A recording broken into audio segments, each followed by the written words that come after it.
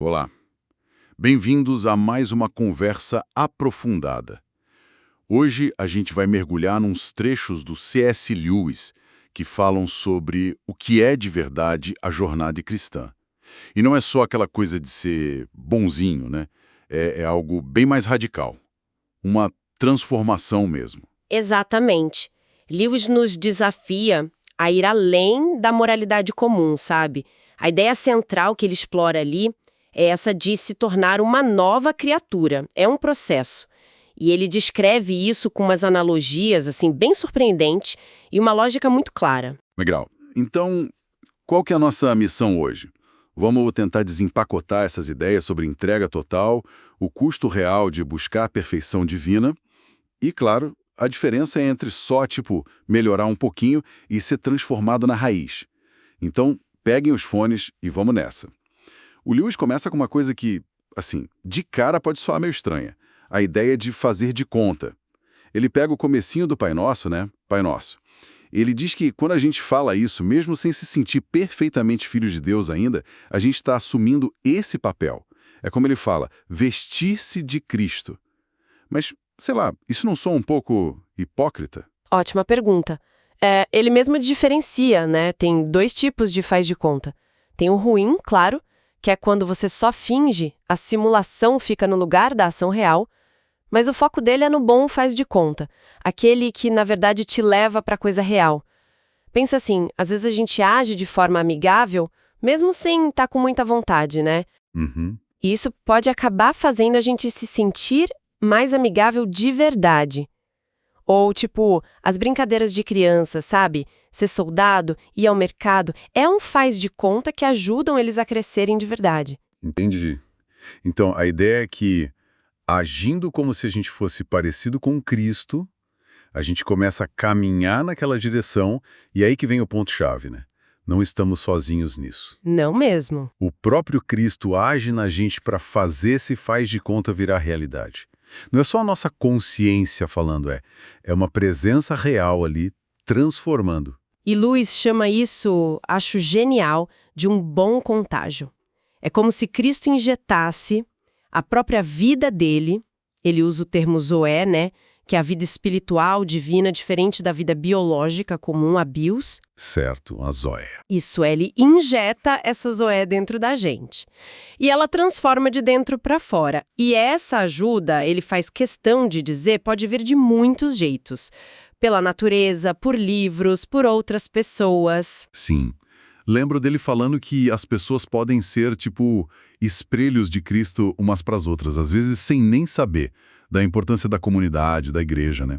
Mas ele faz um alerta importante. Faz, sim. A gente deve ser grato a quem ajuda, claro, mas a fé total, a confiança final, tem que ser só em Cristo, porque as pessoas são falíveis, né? Exatamente. Não dá para colocar nossa fé última em seres humanos. E é isso, no fundo, que o Novo Testamento quer dizer com aquelas expressões tipo nascer de novo ou revestir-se de Cristo. Ah, entendi. Não é só seguir uns ensinamentos de alguém que morreu há séculos. É sobre a ação de um Cristo vivo agora, hoje, transformando o nosso eu por dentro. Isso me faz lembrar daquela parte em que o Luiz fala sobre a gente perceber a nossa própria falha mais fundamental, sabe?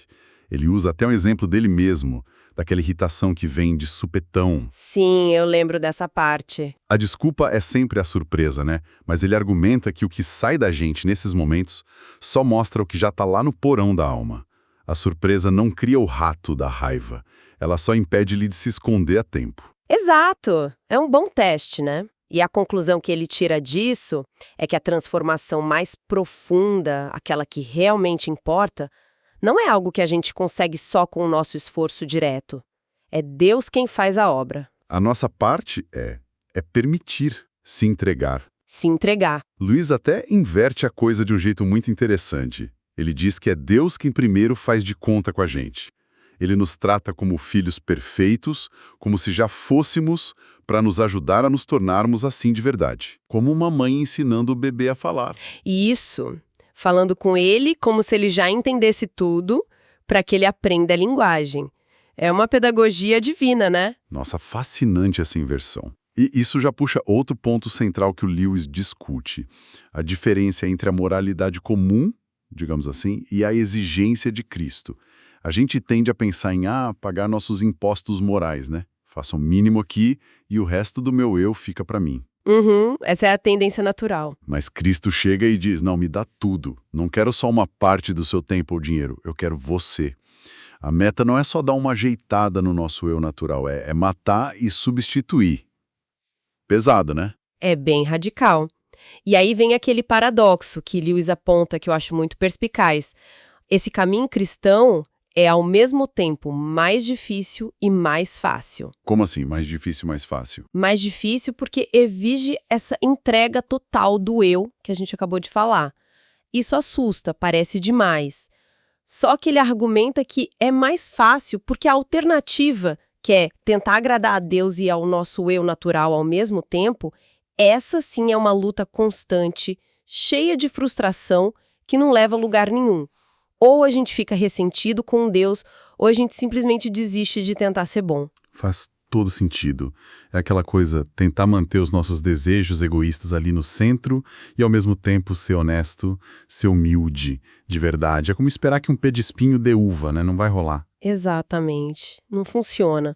Ele usa a imagem do campo. Se o campo só tem semente de capim, não adianta ficar cortando capim esperando que nasça trigo. Tem que arar tudo e plantar semente nova. A mudança precisa ser na raiz. Precisa arar e replantar. Gostei disso. A batalha real, segundo Lewis, acontece todo dia.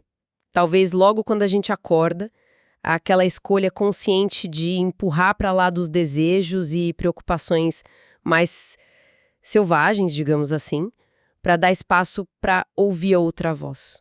Aquela vida mais calma, mais forte, de Cristo fluindo para dentro da gente. No começo, talvez só por uns momentos, né? Sim, no começo é por momentos. Mas ele diz que essa vida vai se espalhando, vai impregnando, sabe? Como tinta que penetra na madeira, não é só uma camada de verniz por cima.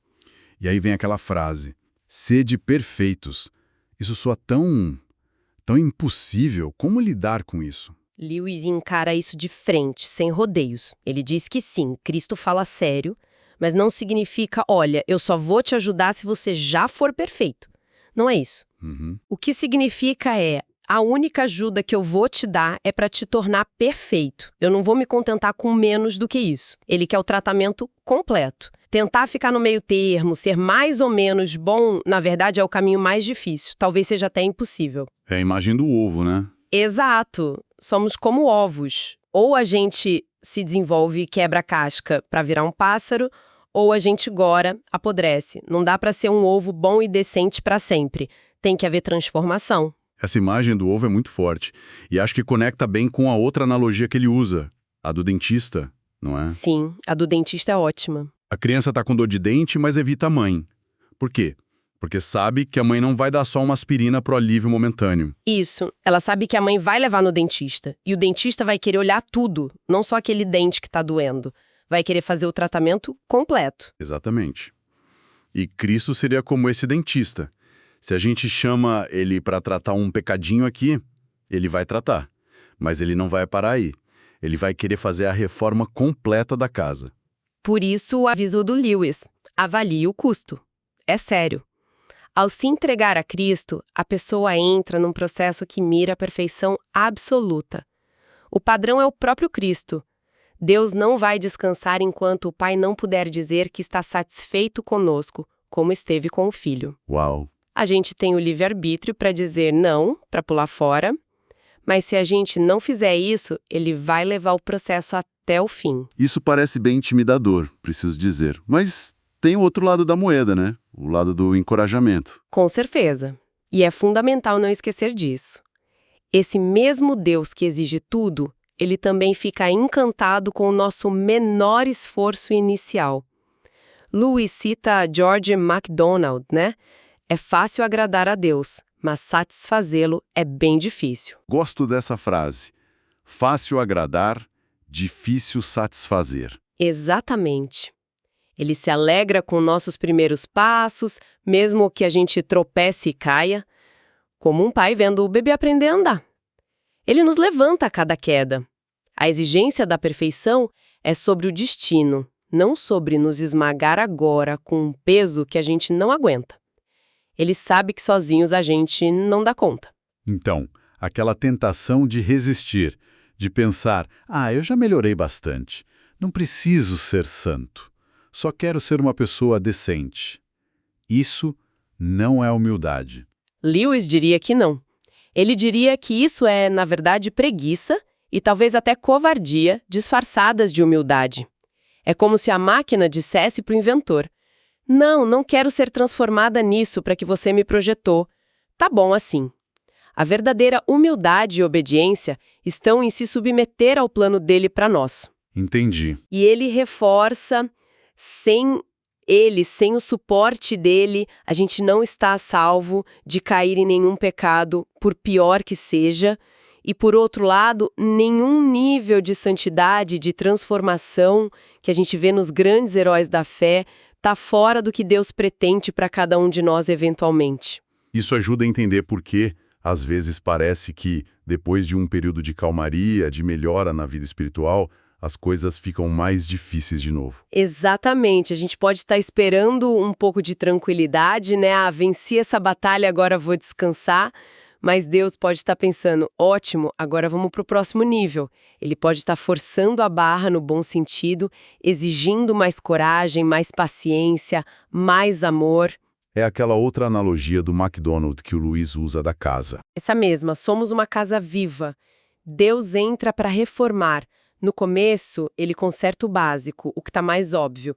O encanamento vazando, a goteira no telhado, coisas que a gente até agradece. Certo. Mas depois, ele começa a derrubar umas paredes, a mexer numa estrutura aqui, a fazer um barulho ali, coisas que doem e parecem não fazer sentido nenhum pra gente. E qual a explicação? A explicação é que ele não está só fazendo aquela cabaninha modesta que a gente talvez tivesse em mente.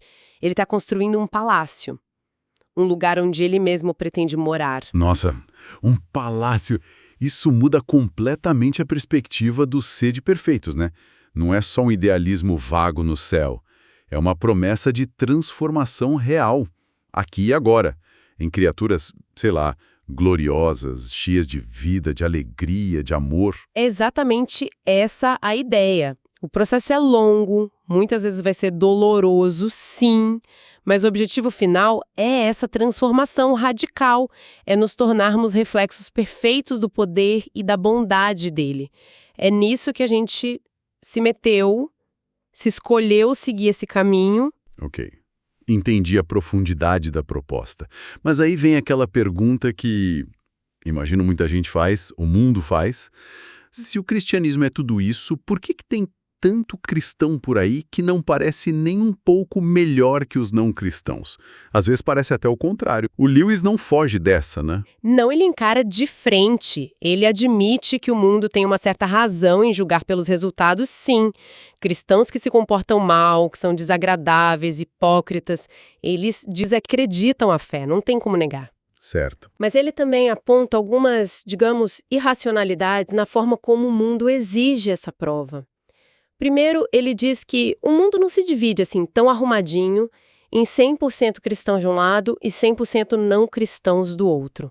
Tem muita gente no meio do caminho, indo numa direção ou na outra. Gente com crenças misturadas. Então, comparar os grupos como blocos é meio inútil. A gente precisa olhar para indivíduos reais. E mesmo quando a gente olha para indivíduos, ele até usa uns exemplos fictícios, né? A senhorita Bates, cristã e venenosa, contra o Dick Furt, não cristão e super gente boa, mesmo assim a comparação é mais complexa do que parece. Exato. Porque Lewis diz que a pergunta certa não é quem é objetivamente melhor agora. A pergunta mais justa seria como cada um deles seria se não fosse cristão ou se fosse. A gente tem que levar em conta o material inicial de cada um, sabe? O temperamento natural, a criação que teve. O cristianismo age sobre o material que ele recebe. Ah, que interessante isso. Uma pessoa que nasceu com um temperamento super difícil, cheio de raiva, mas que está lutando para seguir Cristo, pode, aos olhos de Deus, estar fazendo um progresso gigantesco. Mesmo que para fora ela ainda pareça pior do que alguém que nasceu com uma natureza super amável, tranquila, mas que nunca se voltou para Deus de verdade. E essa bondade natural do sujeito amável, como Deus vê isso? Lewis sugere que Deus vê isso como um dom que ele mesmo deu através da natureza, mas não necessariamente como algo que a pessoa ofereceu de volta para ele, entende? E essa bondade natural, por si só, pode ser bem frágil. Pode sumir com uma dor de estômago, com uma decepção. O ponto crucial para Deus, tanto na pessoa considerada boa quanto na má, é a escolha do livre-arbítrio. A direção da bússola interior. Está apontando para ele ou está apontando para o próprio eu? Consertar a natureza, seja ela boa ou má no começo, Deus consegue fazer. O que custou a cruz foi conquistar a nossa vontade rebelde. Entendi. Então, a matéria-prima que a gente traz, o nosso temperamento, é secundário. O essencial é a entrega da vontade. E aquela bondade natural, se a pessoa não a entrega de volta a Deus, ela meio que se dissipa. Exato. Ele diz que só retemos de verdade aquilo que damos a Deus. Aquilo que a gente guarda para nós mesmos acaba se perdendo. Isso talvez explique por que, às vezes, pessoas que a sociedade considera mais perdidas ou com um passado mais complicado parecem ter mais facilidade em se voltar para Cristo. Pode ser uma das explicações, sim. Porque elas talvez percebam mais rápido a própria necessidade, sabe? É tipo ou Cristo ou nada. Já as pessoas que são naturalmente boas, os ricos, nesse sentido da parábola, correm um risco maior, o da autossuficiência, de achar que não precisam tanto assim de Deus. É o perigo daquela autojustiça sutil. É mais difícil para o rico entrar no reino. Faz muito sentido pensar nisso. Então, recapitulando esse ponto, o objetivo final não é só melhorar as pessoas, torná-las mais boazinhas e ajustadas. Não, definitivamente não é só isso. O objetivo é a redenção, é a criação de novas criaturas. Luiz usa aquela imagem fantástica de transformar um cavalo comum num cavalo alado. Não é só ensinar o cavalo a saltar um pouquinho melhor, é dar asas para ele. Dar asas. E ele alerta que pode ter um estágio inicial meio esquisito nesse processo, sabe? Quando as asas estão começando a crescer, o cavalo pode parecer desajeitado, nem cavalo direito, nem pássaro ainda. Entendi. E essas novas criaturas, ele chega a dizer que elas são, tipo, o próximo passo na evolução humana? Sim, ele usa essa linguagem da evolução, mas com uma diferença crucial. Não é uma evolução biológica como as anteriores, que vieram de dentro da própria natureza. É algo que começa de fora, com Cristo. Como assim? Não acontece por reprodução sexual normal. Acontece por aquele bom contágio espiritual, de pessoa para pessoa, a partir de Cristo como a fonte. E, muito importante, é voluntário. Cada um pode aceitar ou recusar entrar nessa nova fase da humanidade. E as consequências dessa escolha, ele diz, são infinitas. Perder esse passo é perder tudo. E Luiz dá alguma dica de como são essas pessoas, essas novas criaturas? Dá para reconhecer? Ele diz que sim, que elas já existem espalhadas pelo mundo e são reconhecíveis. Não por um uniforme, mas por uma certa qualidade interior. Uma força mais calma, uma alegria mais profunda, um amor mais genuíno, menos interesseiro. Ele diz que elas parecem ter mais tempo, são menos ansiosas, menos necessitadas da aprovação dos outros. Formam uma espécie de sociedade secreta, unida por essa nova vida que receberam. Mas isso não leva a uma uniformidade? Todo mundo ficando igual, meio padronizado nesse molde de nova criatura? Pelo contrário. E aqui Luiz usa mais umas imagens ótimas. Ele compara Cristo à luz. O que a luz faz? Ela não torna tudo da mesma cor, cinza. Ela revela as diferenças entre as cores, as texturas. Verdade. Ou ele compara Cristo ao sal. O sal não faz toda a comida ter gosto de sal. Ele realça o sabor individual de cada prato. A conclusão dele é surpreendente. Quanto mais uma pessoa se entrega a Cristo, mais ela se torna verdadeiramente ela mesma, aquele indivíduo único e insubstituível que Deus a imaginou para ser desde o início. Então, aquela ideia de resistir a Cristo em nome de ser eu mesmo, de preservar minha individualidade, na verdade seria o caminho para não ser único de verdade. Exatamente isso que ele argumenta. O nosso eu natural, deixado por conta própria, é muito mais padronizado do que a gente pensa. É moldado pela genética, pelo ambiente, pela cultura, pela propaganda. Não é tão original assim.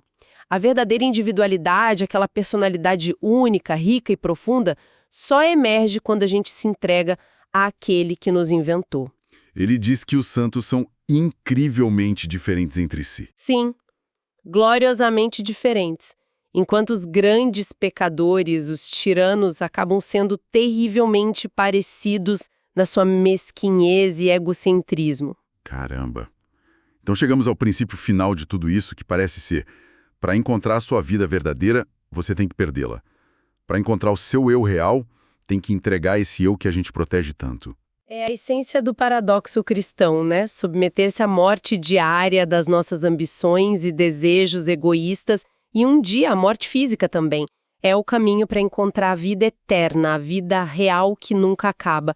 Aquilo que a gente tenta agarrar e guardar só para nós acaba escapando e morrendo. Aquilo que a gente entrega livremente para ele, a gente recebe de volta, multiplicado e transformado. Buscar a si mesmo leva ao nada. Buscar a Cristo leva a encontrá-lo. E nele a gente acaba encontrando o nosso verdadeiro eu e, surpreendentemente, todo o resto também. Recapitulando então, essa jornada que o Lewis descreve é muito mais do que um simples ajuste moral ou comportamental. É uma metamorfose completa, uma morte e uma ressurreição por dentro. Exato. Exige tudo da gente. Parece assustador às vezes, mas o argumento dele é que esse é o único caminho para a vida plena, para a vida real para a qual fomos criados. Exatamente. Não é sobre se tornar só uma versão melhorada do velho eu. É sobre permitir que um novo eu, o verdadeiro eu criado por Deus e unido a Cristo, possa nascer e crescer. E Lewis insiste que esse eu verdadeiro só aparece quando a gente para de ficar olhando para o próprio umbigo e começa a olhar para Cristo, a buscar Ele em primeiro lugar. Fica então uma reflexão, né?